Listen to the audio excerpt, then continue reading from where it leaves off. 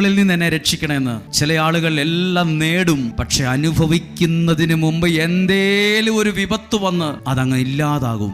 അതാ മുമ്പേ പറഞ്ഞു, വീട് വെച്ചു പക്ഷെ താമസിക്കാൻ പറ്റിയില്ല, കുടുംബജീവിതം ആരംഭിച്ചു പക്ഷെ സന്തോഷമില്ല, എല്ലാം നേടി പക്ഷെ വിപത്തുകളിൽ നിന്ന് സംരക്ഷിക്കണേന്ന് ചിലപ്പോ പ്രാർത്ഥിച്ചു കാണില്ലായിരിക്കാം.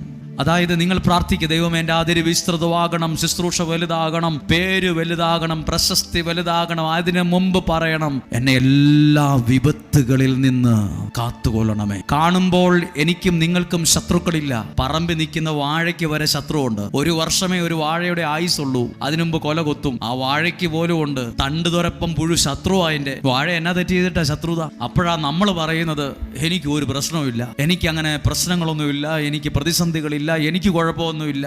പറയരുത്. എല്ലാ ദിവസവും പ്രാർത്ഥിക്കണം, ദൈവമേ എന്നെ അനുഗ്രഹിക്കണം, എല്ലാ വിപത്തുകളിൽ നിന്ന് എന്നെ രക്ഷിക്കണം, എൻ്റെ അതിരുകൾ